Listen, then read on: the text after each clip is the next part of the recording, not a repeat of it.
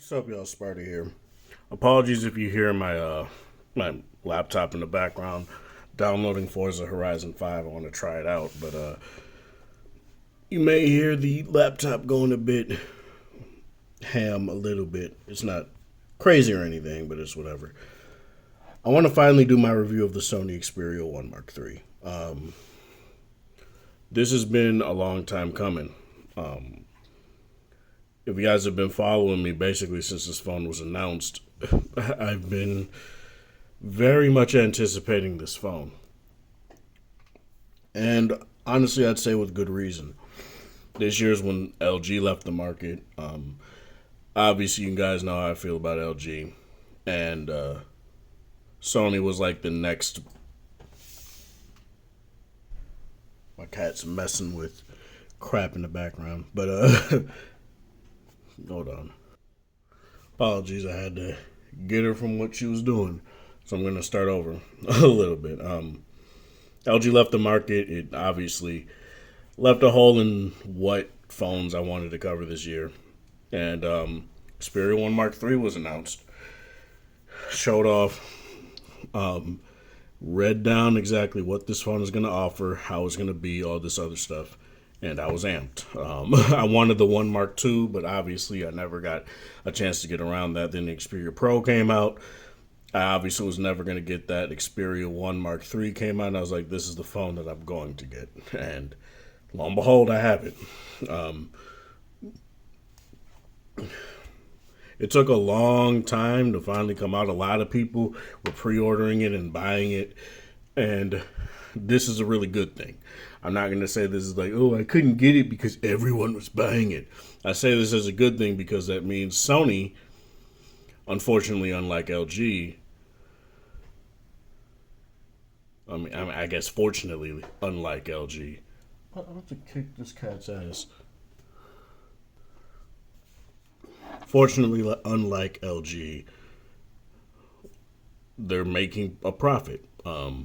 The 1 Mark II is when they officially said, yeah, they're making profits on phones now, making a profit on their phone division now, and that's a really good thing. They refocused all of their all of their efforts from making like a new flagship phone every 8 months to we're actually going to put out a phone that people may want, that people are going to want in certain price tiers, whether it be the 1, the 5, or the 10, and people are going to like it depending on what they value out of a phone. And this phone is my phone of the year. I know you're like, how can you say that when you had the S21 Ultra? The S21 Ultra was far too gimped for me personally, for me to sit here and act as if it was my phone of the year. It is a really good phone. I'm not going to sit here and be like, it's garbage. There really isn't any garbage phones out anymore. But in terms of what I expected out of a Samsung phone, Samsung kind of let me down and disappointed me. And while it is a really good phone in a lot of aspects, it feels like a half step between an S series and a Note series phone. And if you saw the leaks of the S22 Ultra, you could clearly see where that phone is going, where it looks even more like a Note and having an embedded S Pen. So we'll see what happens there. But in terms of this feels unabashedly Sony, and I really do like that a lot. The squared off design is very much like an obelisk. It's rectangular, it's a slate, and that's what you get when you get this phone. You don't get no fancy curved 2.5D glass on the front. You don't get some very smudgy stainless steel rails that look gross the moment you touch them, or they get mad slippery. You still get the frosted glass back that you get with most flagship phones today, which is really nice. You get this very nice, very crisp 4K 120 hertz display. Sony is still the only one on the market that's doing this. They've been doing it ever since the Xperia Z5 Premium, and it's really nice to see Sony sticking to this, because if they gave up on something that I guess would actually give them an edge in terms of what a phone does differently in the market, a 4K display on a phone at 120 hertz, no less, is definitely a talking point to have. So I'll run down the specs here really quick. Snapdragon 888. You can get up 128, 256. No, it's 256 or 512 gigs of internal storage, 12 gigabytes of RAM, regardless of the internal storage you get, which I think is very nice. I don't like how companies do this. Oh, you get the 128. Oh, you only get 8 gigabytes of RAM. Like that's what companies like OnePlus do. I don't understand why they do that. But now that 8 gigabytes of RAM is paltry in today's age, I don't necessarily think that, especially when a phone has very good RAM management. But I just would like if they don't do stuff like that, because then it doesn't really feel like you're getting that much of a gimped phone, especially since this also has an SD card expansion option up to 1 terabyte. Up to, I believe it's just 1 terabyte. I do have a 1 terabyte card in here, and it's very nice. Really no issues there whatsoever. This is the 512 gigabyte variant as well. You got your triple 12 megapixel sensors on the back. You have your flash up top. You have your ultra wide, your regular, your standard 24 mm lens, and you have your dual phase telephoto, which is a 70 to 105, a 70 and a 105, which is, I guess, 2.9 to 4.4, if you want to go by layman's terms, I suppose, and not by, camera terms. It has each lens has its own individual digital crop, which I think is quite nice. So when you go into the wide angle, you can go out to 24. When you're in the 24, you can go all the way up to 70. When you go to 70, you can go to the 105.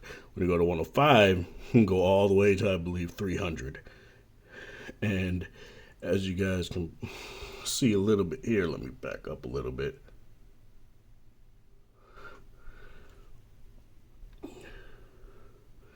As dusty as the keyboard is, that doesn't look bad at all. That doesn't look bad whatsoever. So yeah, very nice versatility. I do like that they limit the amount of zoom that you can go on each lens, rather than Samsung, where you could just zoom all the way out from one lens, or back out to the wide angle, back into, like, say, the 100x zoom. I really do appreciate that, because then that means that you're going to be getting the max quality zoom out of each lens, and I feel like that's really nice. And it doesn't give you that weird cropping thing where you can tell that it's going to another lens. So that's really nice here. An 8 megapixel front-facing camera on the front can do 1080p 30 selfie video, which I know people think is very paltry these days, but for me personally, I don't care. I don't use a selfie camera all that much, and if I'm going to use it for things like YouTube Live or something, YouTube Live only goes up to 720p anyway, so it's totally serviceable for that. And for most, video chatting services and all that, they max out at 720p, 1080p anyway. So it's not really that big of a deal. You have your camera shutter button, two-phase shutter button right here. You have your Google Assistant button, which you can't remap here in the States or in the UK, or in Europe, I guess, which is where this phone came from. This is the European variant. You have your power button and fingerprint sensor. You have your volume rocker. Every button is clicky. It's very nice. Really have no issues there. I do appreciate that all of them are on one side. And I do also appreciate that the buttons are flush, so that when you do put it on a tripod, you're not hitting any buttons. To me, that is very nice. The only buttons that you probably have to worry about are these three, but since the tripod tends to mount right here anyway, it's totally fine.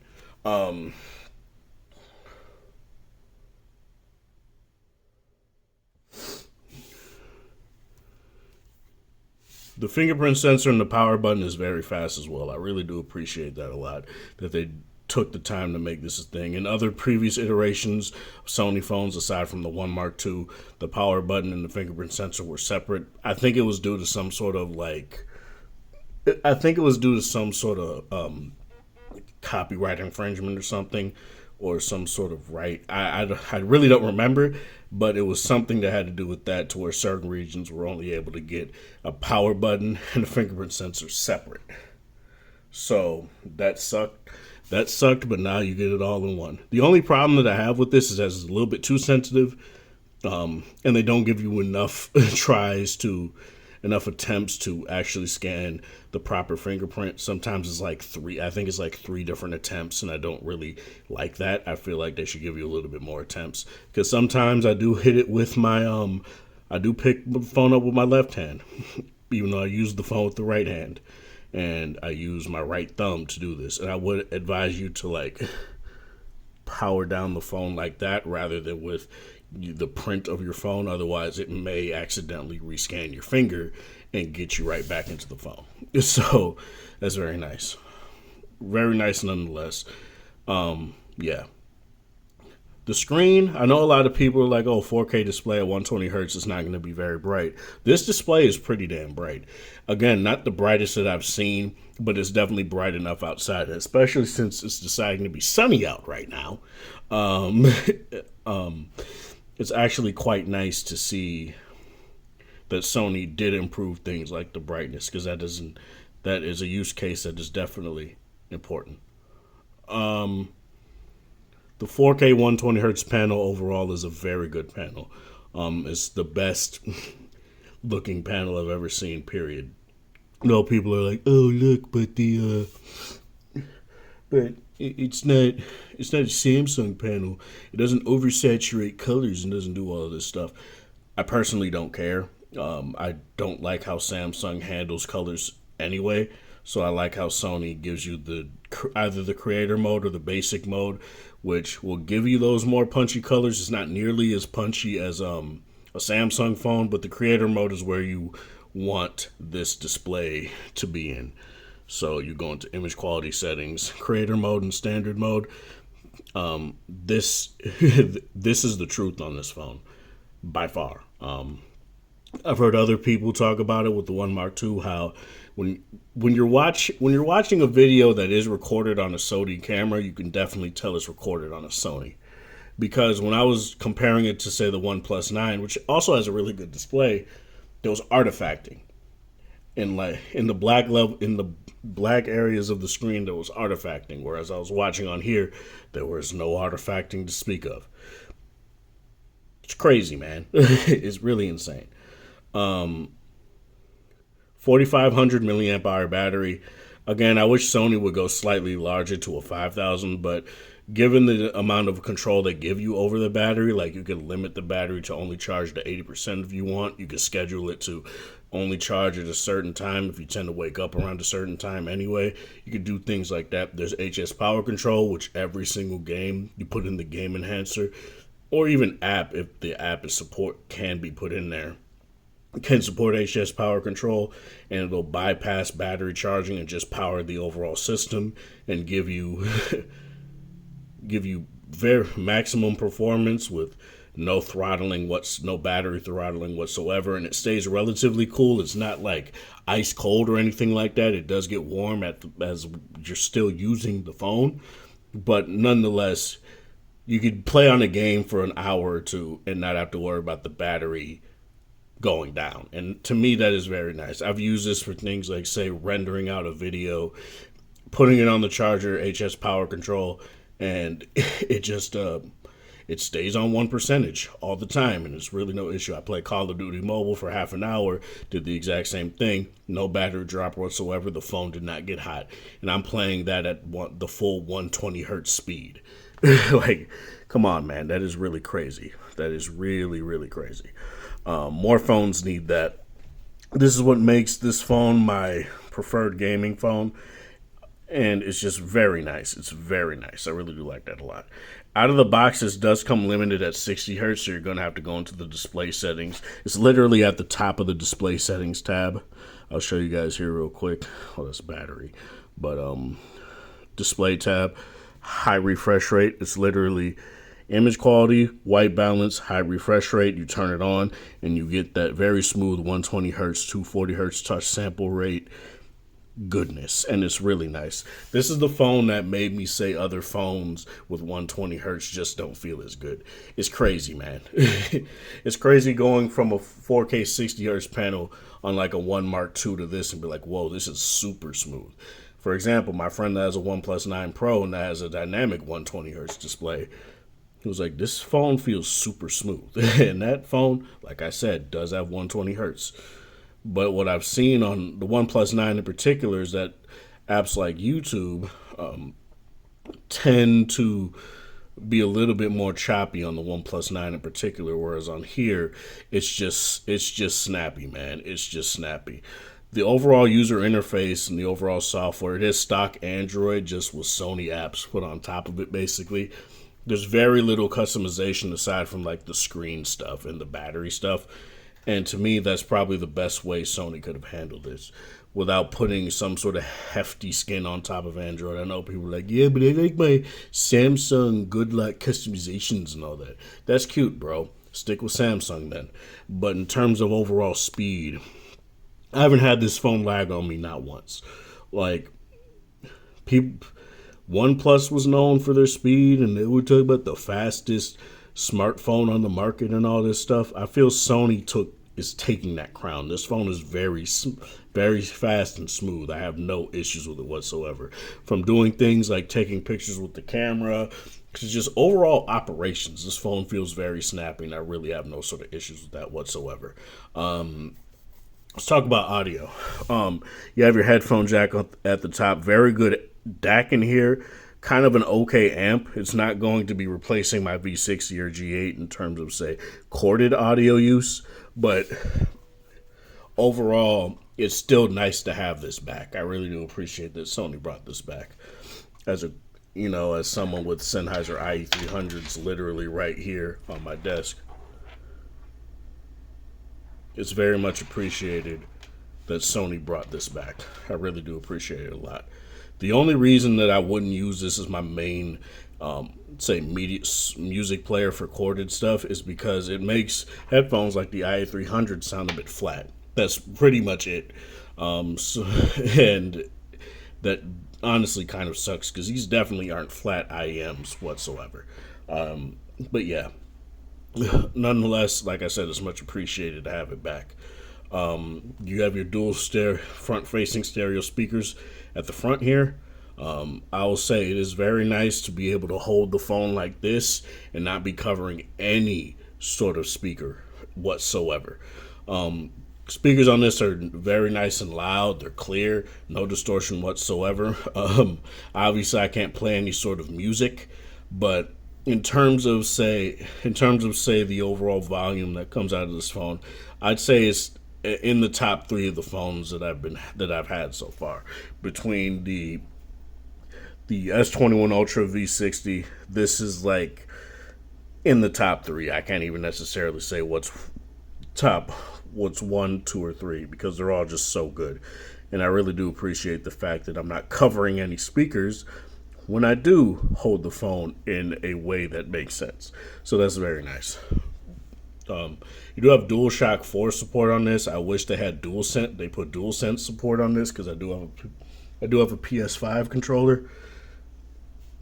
I use it on my laptop, but overall, it is nice to still have that kind of support. But yeah, very good. I really do appreciate the audio on this device. Speaking of DualSense, DualShock, gaming on this phone, like I said, is a breeze. It pushes games that say they can run at 120 hertz to 120 hertz. You can basically force games that say they can run at 120 hertz, but they just don't on phones that have 120 hertz displays.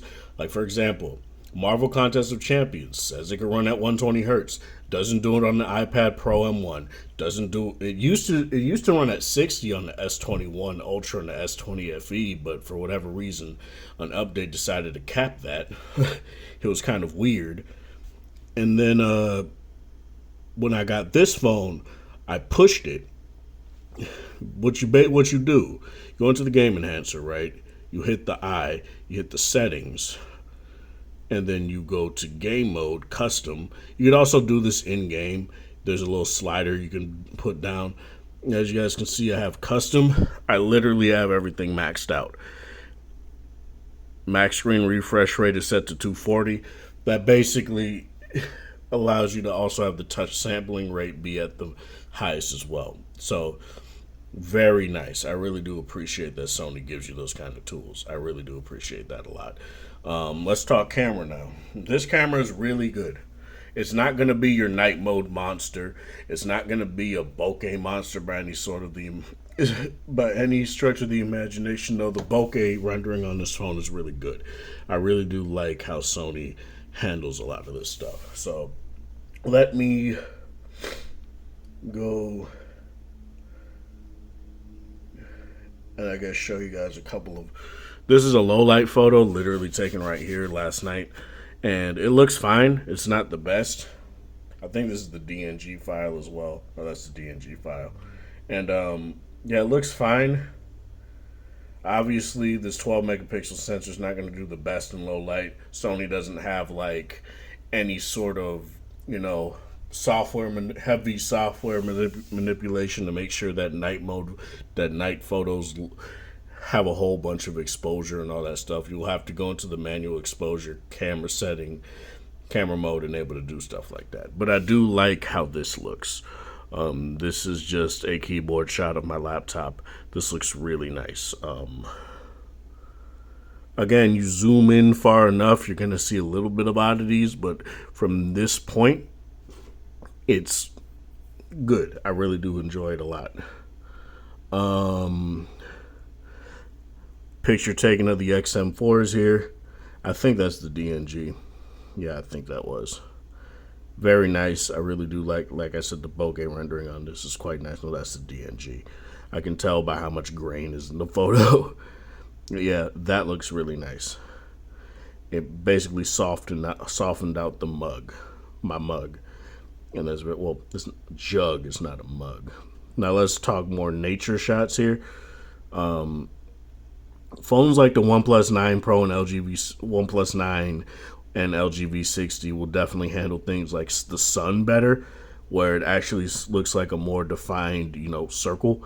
Whereas on here, it doesn't look like that at all. But I totally feel it's serviceable. It's not terrible at all. The bokeh rendering, like I said again, is very nice. You do get some lens flaring. You're just going to get that on phones now with small glass and, quality sensors. You're just going to get that. So you're going to have to deal with that. Nonetheless, I really do like how these photos come out. They're detailed enough and they look nice. I don't necessarily feel you need a phone like an S21 Ultra with a 108 megapixel sensor that bends down to 12 megapixels anyway, unless you go into the 108 megapixel mode to get this sort of performance. This is very nice, and it takes photos really fast. You lock onto a subject, you press and hold. I accidentally took the picture there, and it tracks with no issues whatsoever. It is very good. I really do like that a lot, and it's really quick to get into it. You could either press and hold the camera shutter button, or you can still double click the power button to get into the camera. So you could have either or. You could definitely have either or. Okay, I'm gonna get into the camera now even more. I should have just stuck into it. A couple things you can do. A couple things that you can do here. Say if you want to zoom and you don't want to pinch to zoom, or tap the little arrow right here to get into the zoom, you can just press and hold the volume buttons to zoom in. And it's a very smooth zoom as well. It looks very nice, very quality. Really no issues whatsoever. You want to do stuff like Cinema Pro, you can definitely do that.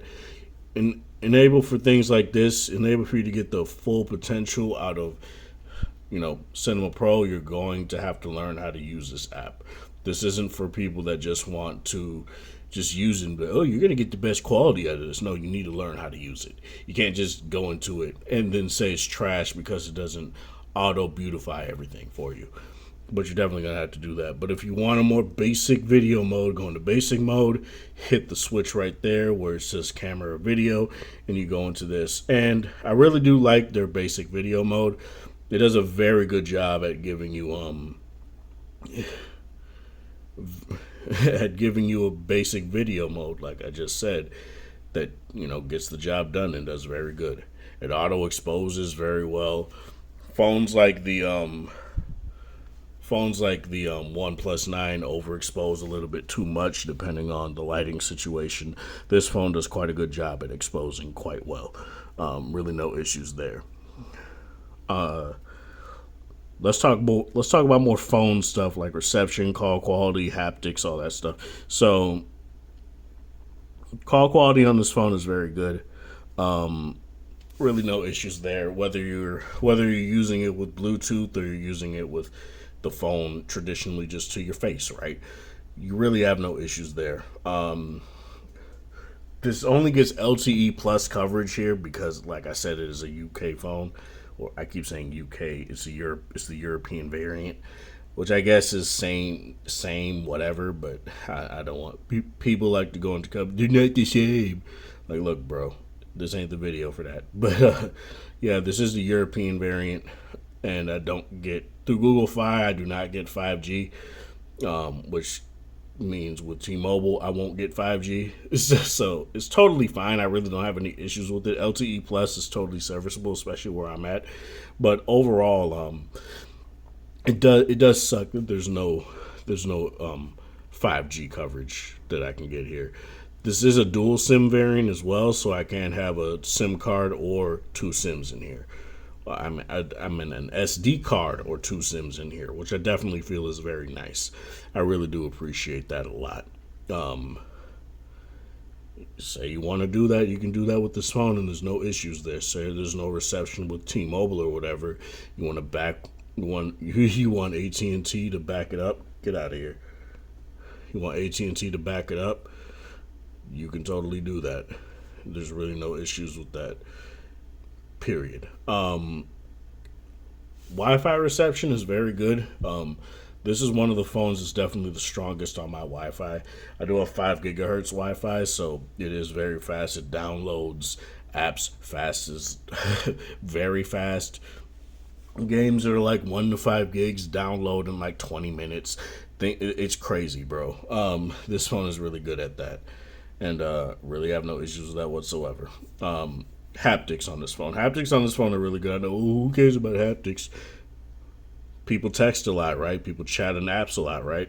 So having good haptics is very important, especially on a $1,400 to $1,500 phone. You're definitely going to need that kind of quality when it comes to that. Haptics on this phone are very good. I really have no issues with them whatsoever. It's no V60, S21 Ultra, or iPhone 13 Pro Max, but those definitely do better. But I do feel like this is in the tier of, say, a OnePlus 9, where things don't feel spongy or springy. They feel tactile, and they have a very nice, satisfying click to them. It's very nice. Again, really no issues with that whatsoever. Battery life. Let's talk battery life, because I didn't even bring up battery life yet. Battery life on this phone is good. It's not going to be a V60. You shouldn't expect that. It's going to be more in line with, say, an S21 Ultra. Where an S21 Ultra was able to get me like 8.5 hours of screen on time through YouTube streaming at max quality. And to me, that's perfectly serviceable. 8.5 hours on a 4K 120 hertz display, where I was pretty much getting the same thing on a 2K 120 hertz display. I don't necessarily have an issue with that whatsoever. And keep in mind, the S21 Ultra is a 5,000 milliamp hour battery. So that means you're pretty much getting the same amount of runtime out of a phone with 500 more milliamp hours out of it. So that's very good. Good on you, Sony, for that. King of Fighters All-Star, you get 4 hours and 11 minutes of auto grinding. To me, that is very good. I've had phones hit like 3.5. Haven't been able to do it. I've had phones hit 6 hours and 30 minutes, like the LG V60. No phone is really touching that other than like a OnePlus 9, which is at like 5 hours and 40-something minutes. But honestly, 4 hours and 11 minutes is totally fine. Plus, you could plug it in to the power to a charger. use HS power control, which automatically turns on the moment you set it to do that. And you can have it go for even longer than that if you want to. So if you need to auto grind these free to play games because you know they be trying to nickel and dime you, you can definitely do that on this phone for hours and hours and hours on end. So that's really no issue there. 4 hours, 11 minutes is definitely ample. Can't do Seven Deadly Sins Grand Cross auto grinding anymore because they decided to change what kind of energy you use to even do the things I would auto grind. So I can no longer do that, which sucks because that was a very good game to test because no phone was touching the V60 in that. That phone got, it was like 7 hours and 48 minutes or something like that. It was crazy. The closest I've ever seen a phone get to it is the 12 Pro Max, which is like 5 hours and 46 minutes. Still, that wasn't even getting to it. And nonetheless, it does suck. But this phone, definitely good for gaming. Really have no issues with that whatsoever. So overall, how I feel about the Xperia 1 Mark III. The flaws that I feel that Sony should address with the 1 Mark IV is bigger battery. Even though I do appreciate the amount of battery you get out of this phone, you can never go wrong asking for more, right? More battery life would definitely be nice. A better amp in your headphone jack next time around, that would definitely be nice, so that you can at least power 300 ohm headphones. I would really like to have that a lot. I would very much like to have that, be able to carry my Sennheiser HD650s alongside a Sony phone and a LG phone. That would actually be very good, very nice. I would appreciate that a lot. I would also like Sony to put their apps in the Play Store so they're easier to update, so you don't have to wait for a whole system software update enable for their cameras to get updated and all that stuff. I would like for that to happen. It would just be very nice to have that. Overall, I really love this phone. I don't regret my purchase at all. It is a monster. It's a very, very good phone. And if you're willing to spend the money on it, you're going to get and you're willing to do things like learn the camera and all the stuff that this phone can do, you're going to love this phone too, especially if you're like me and you like doing stuff like that. This is Sparta. Thank you guys for watching. Thanks for support. Hope you guys have a wonderful Friday, or whatever time of day it is in your area. Like the video if you like it, dislike it if you dislike it, share with people that are interested in this sort of content. Have a good one.